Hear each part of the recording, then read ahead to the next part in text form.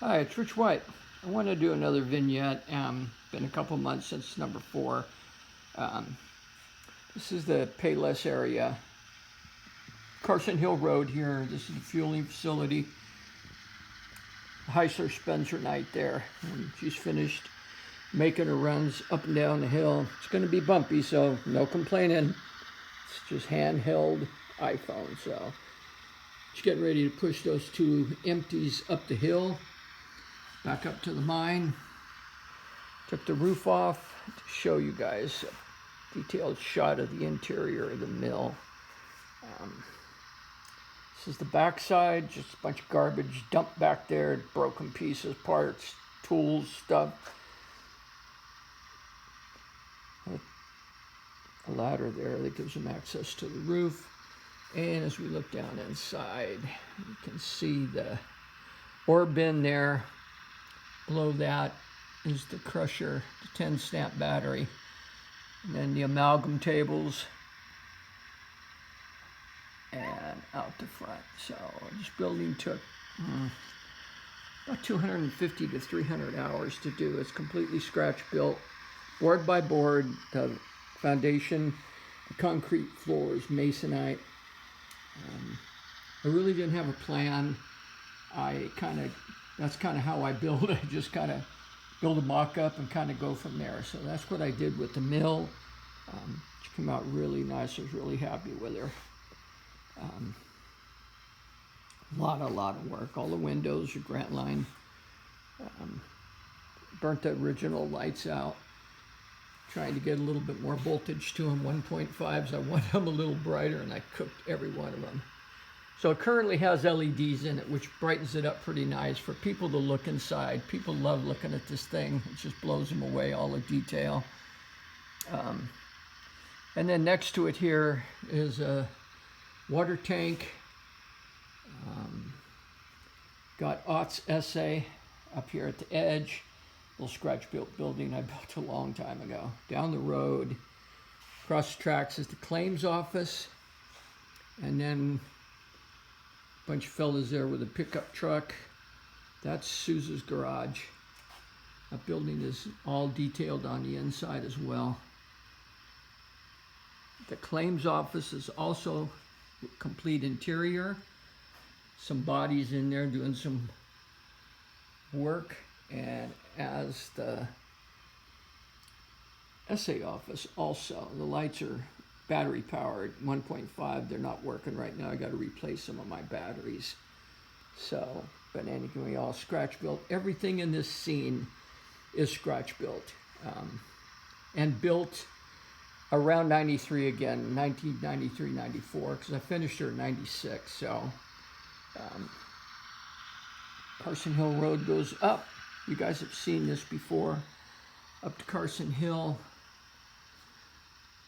Got the barbershop, got Captain Raspel's store, the old jail, and the miner's cabin. This is a York building. I mentioned that before. It's an awesome building. He really motivated me to get into hydrocal. His stuff was just awesome. That's the little miner's cabin. Again, 18 inches wide. Everything's pretty vertical. I go pretty vertical on stuff for effect. So this is kind of the back side of the garage, kind of back side of the water tank. A lot of junk around. That really adds detail to your scenes. Don't be afraid to throw stuff down. Doesn't look good, pull it up. You like it, glue it down. Got a couple of people here at lunch break out of the mill.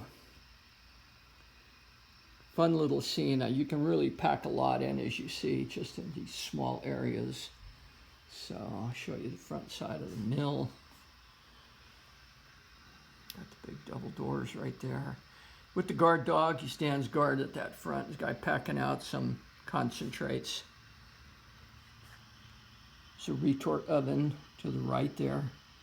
That fella's scraping mercury off of the amalgam plates. Put that mercury in the retort oven and get the gold out of it. Got stairs on both sides. There's the ore bin. Guy knocking everything down up through the grate. Big rocks get caught. He smashes them up with his sledge, and then they're able to go and fit into the crusher. And actually, on the other side of those ore cars is a fenced-in section of the mill that has all their, they keep their dynamite and all the explosives in there and the valuables. Up on the top, second story is where the office is, up there. I do pull the samples every once in a while, get them over to the assay office to get them graded. A lot of work went into that building. Pretty proud of it. Down on the side in there is a outhouse, kind of sitting back in there in the dark, but she's in there, toilet paper and the likes. And then on the other side is just the rock cliff. She sits down in a depression. That way she doesn't stand out like a sore thumb. She's gravity fed. That's how that's kind of works. So they had to find a spot to build her there. Tracks across the road. Heisler goes in and out with loads. Comes back up this 6.5% grade. Only my Heisler can push it. It's really steep. And she comes up here, and I've showed you guys this before. Then my switchback goes up switch number 2. There's a little platform in there, and of course mine adit number 1 is right here. So guys are having a union meeting, having a hard time getting the guys to go back into the mine in the hot weather. So anyway, this is vignette number 5.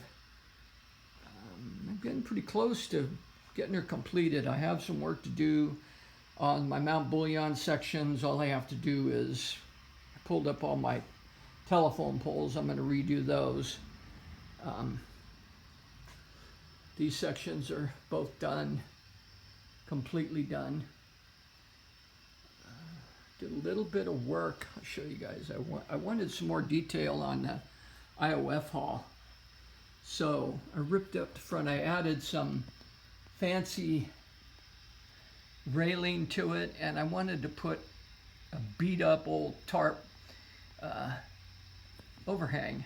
So used toilet paper on that with white glue, and it came out pretty good. So adds just a little detail to the IOF.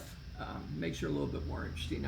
The roof I put on there, the overhang, the awning was just temporary, and I never really knew what I wanted to do with second story, so I built that.